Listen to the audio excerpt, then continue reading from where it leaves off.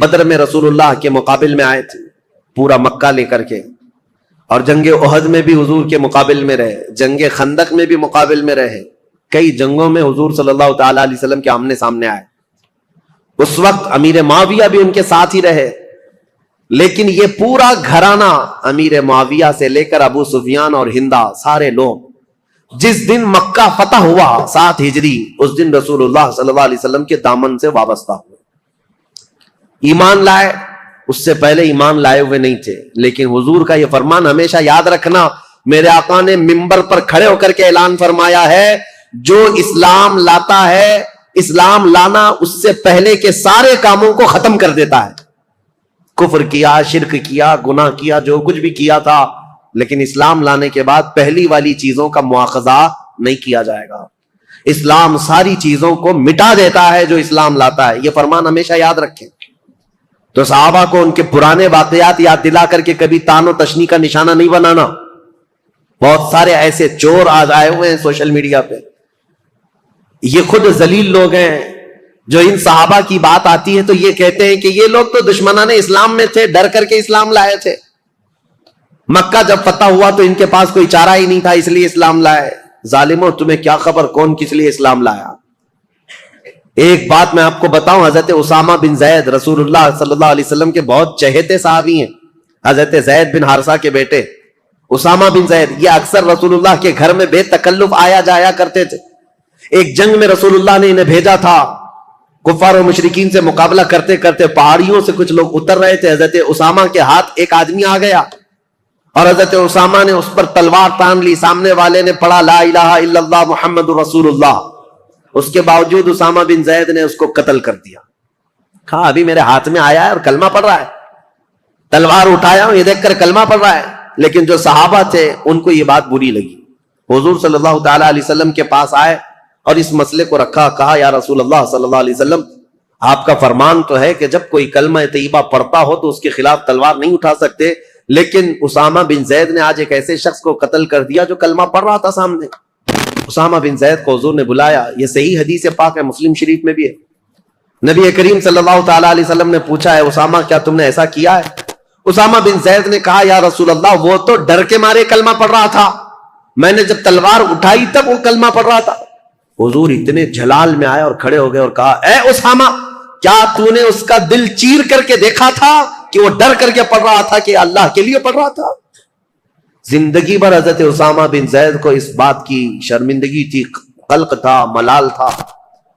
یاد رکھو میرے عزیزو، جب اتنی بات کے لیے رسول کریم صلی اللہ تعالی علیہ وسلم نے ڈانٹ لگائی تھی، تو پھر آپ یہ جو سوشل میڈیا میں بھونکتے ہیں کہ امیر معاویہ، ابو سفیان، ہندا، یہ سب تو ڈر کر کے اسلام لائے تھے، فتح مکہ کے دن ان کے پاس کوئی چارہ نہیں تھا، تو کس کے بارے میں بتاؤ گے؟ اگر پرانے واقعات نکالو گے تو ابو جہل کے بیٹے اکرمہ رضی اللہ تعالیٰ عنہ یہ بھی ایمان لائے، صحابی ہیں، باپ ابو جہل ہے۔ اور اگر اسی طرح پرانے معاملات لاؤ گے تو خالد بن ولید کے بارے میں کیا کہو گے، جنہوں نے مسلمانوں کی جیتی ہوئی جنگ کا پانسا پلٹ دیا تھا احد کے میدان میں۔ جنگ احد جو ہو رہی تھی اس میں مسلمان غالب آ گئے تھے، کفار و مشرکین کے دانت کھٹے کر کے ان کو بھگا دیا تھا، لیکن خالد بن ولید نے 200 لشکریوں کو پیچھے سے لا کر کے ایسا حملہ کیا تھا صحابہ پر جب یہ ایمان لائے ہوئے نہیں تھے، اور ایسا حملہ کیا تھا کہ 70 مسلمان شہید ہوئے ہیں جنگ احد میں۔ وہ خالد بن ولید نے پوری جنگ کا پانسا پلٹ دیا تھا، تو کیا آپ بلیم ان پر کرو گے؟ ان کی وجہ سے امیر حمزہ شہید ہوئے تھے، ان کی وجہ سے مصعب بن عمیر شہید ہوئے تھے، ان کی وجہ سے عبداللہ بن جہش شہید ہوئے تھے، حضرت حنظلہ، یہ سب صحابہ جو شہید ہوئے جنگ احد میں۔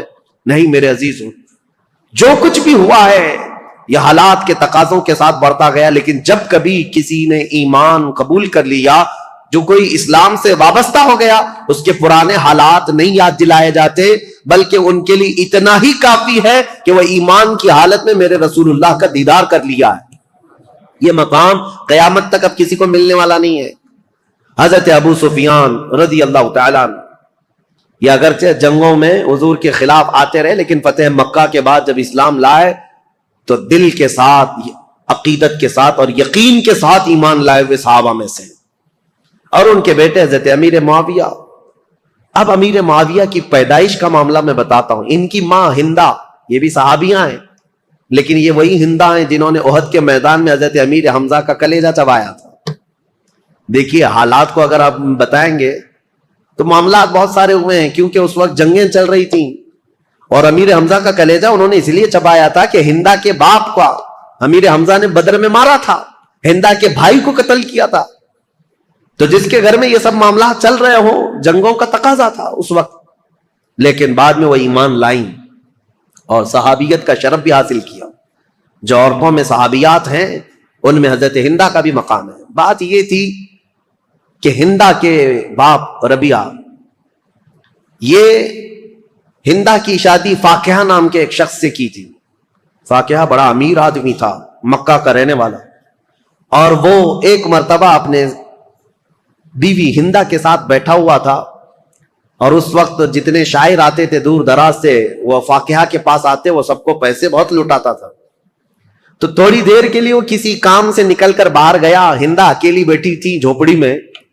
تو ایک کوئی اجنبی شاعر آیا اور جیسے ہی وہ خیمے کے پاس آیا، اندر دیکھا عورت اکیلی ہے، تو دروازہ پردہ گرا کر وہ واپس چلا گیا کہ ہندا اکیلی ہے، شوہر نہیں ہے، فاقیہ موجود نہیں. اسی اسنا میں وہ شاعر جا رہا تھا، فاقیہ اندر آ رہا تھا. فاقیہ نے آتے ہی پوچھنا شروع کر دیا، اس مرد سے تیرا کیا تعلق ہے؟ اس اجنبی آدمی نے تیرے ساتھ اکیلے میں کیوں ملاقات کی؟ وہ اتنا شکی مزاج تھا کہ اس نے ہندا کا جینا تنگ کر دیا، بہت سخت شست کیا، اور اس کے بعد ہندا روتی ہوئی اپنے باپ کے پاس آ گئی. تو جو ہندا کا باپ ہے ربیعہ، اس نے کہا کہ سچ سچ بتا ہوا کیا تھا؟ تو ہندا نے کہا جو جو اس وقت ان کے خداؤں کی قسمیں وہ کھاتی تھی سب کھائی. کہا کہ میرا دامن پاک ہے، میں نہ اس آدمی کو جانتی ہوں نہ پہچانتی ہوں، مجھے تو یہ پتا بھی نہیں کوئی آیا تھا، یہ تو میرے شوہر نے بتایا کہ کوئی آ کر کے بھی گیا ہے یہاں پر. ہندا نے یہ سب باتیں کی. اب معاملہ یہاں تک پہنچا کہ ہندا کے باپ نے یہ کہا کہ اس مسئلے کو ہم، ایک مشہور کاہن تھا، عیسائی کاہن جو ہوتے ہیں جوتش جس طرح کے، ان کے پاس جا کر کے اس مسئلے کو رکھیں گے. یمن کا رہنے والا ایک جوتش ہے جو باتیں بھوشمانی کرتا ہے، اس کے سامنے یہ مسئلے کو رکھیں گے اور جو حقیقت ہوگی وہ کھل کر کے آئے گی. ہندا نے کہا ٹھیک ہے چلتے ہیں. فاقیہ سے کہا گیا تو وہ بھی چلنے کو تیار تھا. وہ اپنے ساتھ خاندان کو لے لیا، فاقیہ کو، اور ہندا کی سہیلیاں اور اس کا باپ، یہ سارے لوگ نکل پڑے یمن. اور جیسے یمن پہنچے تو ہندا کے جسم میں پیلا پنانے لگ گیا اور وہ ڈر کے مارے کانپنے لگ گئی. ہندا، باپ نے کہا تو چور ہوگی پھر، یا تو ڈر رہی ہے.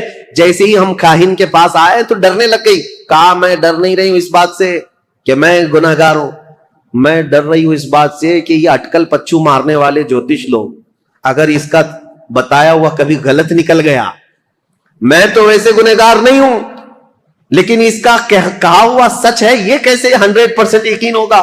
اگر اس نے غلطی سے کہہ دیا کہ میں نے کوئی غلط کیا ہے تو پورے عرب میں میری بدنامی ہوگی اور ہمیشہ کے لیے میرا نام زانیوں میں شمار ہو جائے گا، اس لیے میں ڈر رہی ہوں. یعنی مکہ کے جاہل لوگ تھے، مکہ کے بت پرست تھے، جیسے بھی تھے، لیکن ان کو اس بات کا بھی یقین تھا کہ جوتش لوگ اٹکل پچو مارتے ہیں. وہ بتوں کی پوجا کرنے والے بھی جانتے تھے کہ یہ پورا پکا نہیں بولتے.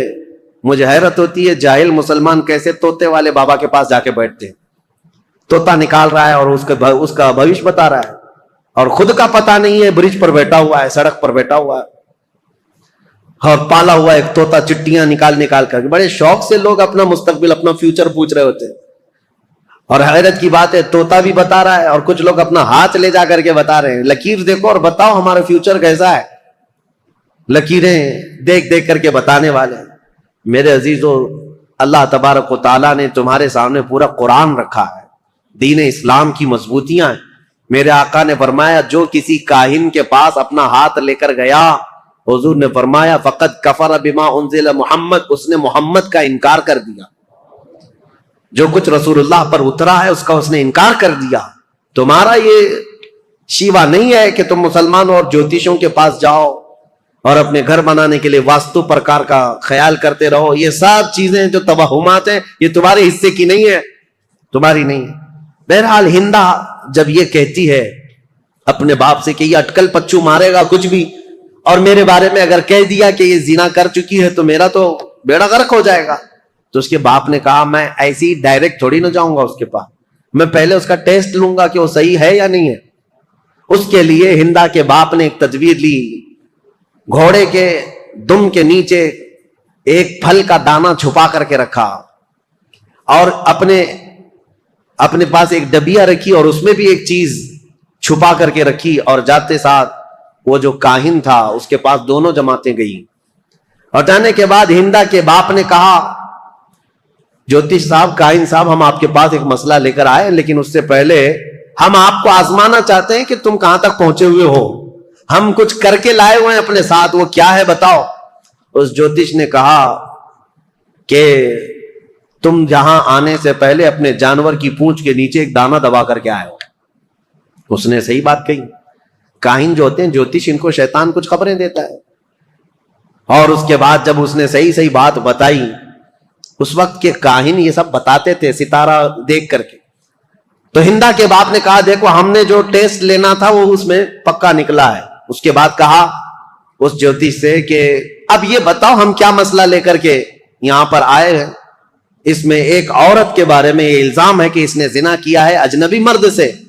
تو کہا عورتوں کو یہاں بٹھاؤ. کئی عورتیں تھیں, وہ سب کے پاس جاتا تھا, سونگتا تھا, کسی کے کندھے کو مارتا تھا. اس کے بعد ایک ایک عورت کو اس طرح سے مار مار کے الگ کیا. جب ہندا کی باری آئی تو کندھے پر مارا اور اس کے بعد کہا کھڑی ہو جاؤ. اور جیسی ہندا کھڑی ہوئی کہا کہ یہ عورت بالکل پاک و صاف ہے, اس نے آج تک کوئی دوسرے مرد سے کوئی بدکاری نہیں کی. اے لوگو, میں تمہیں یہ بات بھی کہتا ہوں کہ یہ ہندا پاک ہے, اپنے شوہر کے بستر کوئی امانت کو اس نے بچائی ہے.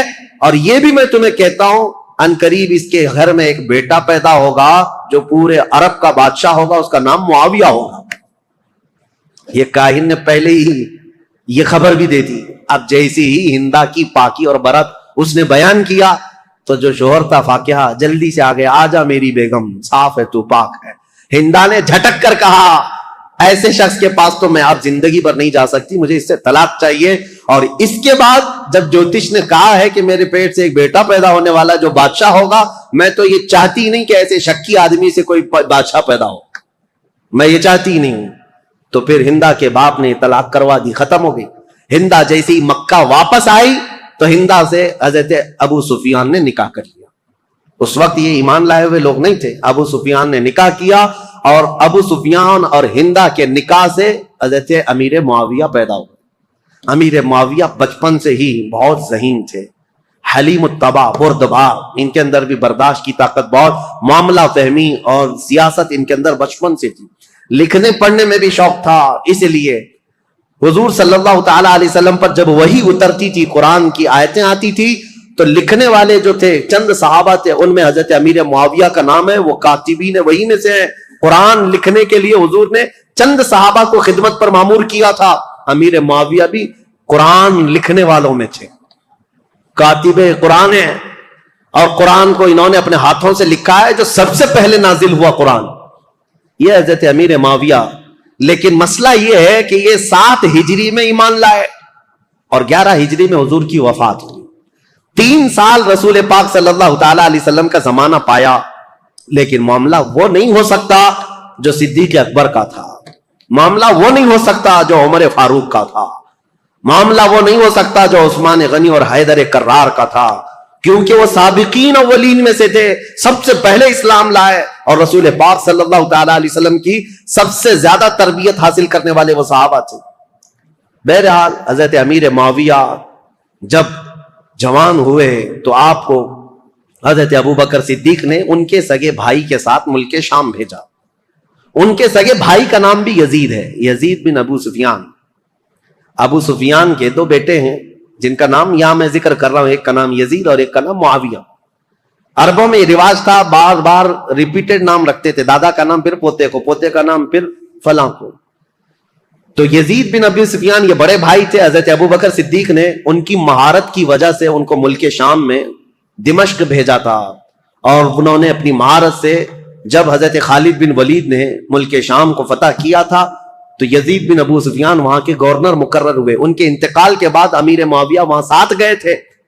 تو حضرت ابوبکر صدیق کے زمانے میں ہی ان کا انتقال ہوا, ان کے بڑے بھائی کا. تو حضرت عمر کا زمانہ جسٹ آ ہی رہا تھا, آپ نے خط لکھ کر کے بھیج دیا کہ یزید کے جو بھائی معاویہ ہیں انہی کو وہاں کا گورنر بنایا جائے. تو اب یہ رہی تاریخ امیر معاویہ کی. حضرت امیر معاویہ وہاں سے گورنر بن گئے ملک شام کے، دمشق کے. چلتی رہی ان کی گورنری. حضرت عمر کا زمانہ، حضرت عثمان کا زمانہ، یہ کل ملا کر 22 سال کا زمانہ ہوتا ہے. حضرت عمر 10 سال، حضرت عثمان 12 سال. حضرت عمر کے کچھ زمانے کے بعد وہ خلیفہ گورنر بنے تھے. بہرحال تو جب حضرت امیر معاویہ کو اتنی بڑی وہاں کی مہارت تھی، تجربہ حاصل تھا گورنری کا، ملک شام کی نس نس کو جانتے تھے. یہ امیر معاویہ پہلے شخص ہیں جنہوں نے بحری بیڑا شروع کیا اسلام میں. بحری بیڑا یعنی نیوی، فوج تیار کی، سمندری فوج بنائی. اور قبرص کو، جیسے کہ میں نے بتایا، حضرت عثمان کے زمانے میں امیر معاویہ کی سپہ سالاری میں سائپرس، ترکی کا جو علاقہ ہے وہ فتح ہوا، اور وہ 500 جہازیں حضرت امیر معاویہ نے سمندر میں اتاری تھی. اور پھر مصر میں ایک کارخانہ بنایا جہاں جہاز بنائے جاتے تھے. آپ کی عقل بہت زیادہ تیز، معاملہ فہمی بہت زیادہ تھی. کئی نئی چیزوں کو آپ نے ایجاد کیا حضرت امیر معاویہ نے. اب ان کی خلافت کا جو دور چلا ہے وہ اختلافات بہت زیادہ رہے، لیکن میرے عزیزوں اس وقت بڑے بڑے صحابہ موجود تھے. حضرت عمر کے بیٹے عبداللہ بن عمر، حضرت زبیر کے بیٹے عبداللہ بن زبیر، حضرت عبداللہ بن مسعود، حضرت عبداللہ بن زبیر، اور حضرت ابو بکر صدیق کے بیٹے عبد الرحمن. یہ بڑے صحابہ میں تھے اس وقت، وہ سب موجود تھے. اور ان سبوں نے حضرت امیر معاویہ کی خلافت پر اجماع کر لیا کہ ٹھیک ہے، ہم نے تسلیم کر لیا. حالانکہ دیکھا جائے تو خلافت کے دعوے دار وہ بھی ہو سکتے تھے. باپ میرے ابو بکر صدیق ہیں، باپ میرے عمر فاروق ہیں، اور حضرت امام حسن بھی علی بن ابی طالب کے بیٹے ہیں، بڑے بڑے صحابہ کے بیٹے تھے. لیکن ان سبوں نے امیر معاویہ کی یہ پرانی مشق اور ان کی تجربہ کاری کی وجہ سے خلافت ان کے حوالے کر دیا.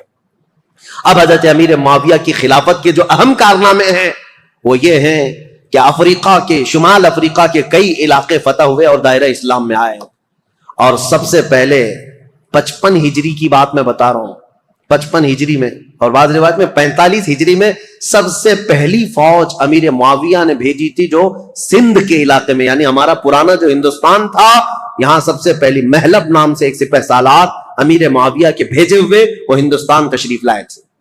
بعد میں باضابطہ لشکر کشی جو ہوئی ہے وہ محمد بن قاسم کا دور ہے، لیکن امیر معاویہ کے زمانے میں 45 ہجری میں ہی سندھ میں قدم رکھ دیے تھے. اب آپ اندازہ کریں، مسلمانوں کی سرحدیں نہیں تھیں، وہ عرب سے نکلے ہوئے لوگ وہاں سے اپنی سرحدیں بناتے ہوئے ہند کے علاقے تک پہنچ گئے. یہاں سندھ میں ایک عورت اس وقت حاکم تھی قبق نام کی، اور یہ بہت سخت قسم کی عورت تھی، اور یہ حاکم تھی، اور اس وقت یہاں ہندوستانیوں پر حکومت کرتی تھی، سندھ کے کچھ علاقوں پر حکومت کرتی تھی. جب حضرت محلب آئے امیر معاویہ کے سپہ سالار، تو یہ قبق نامی خاتون نے ان سے کوئی جنگ نہیں کی بلکہ صلح پر منظوری دی، اور اس کے بعد یہ علاقہ وہ ان کے حوالے کر کے چلی گئی. سندھ کا کچھ علاقہ تاریخ ہے. امیر معاویہ نیشاپور، سمرقند، بخارا، ازبکستان کے علاقے جو جا چکے تھے ان کو دوبارہ حاصل کیا. ملک شام کے کئی علاقوں میں جو بغاوت پھیلی تھی اس بغاوت کو ٹھنڈا کیا، پھر ان علاقوں میں مضبوطی قائم کی.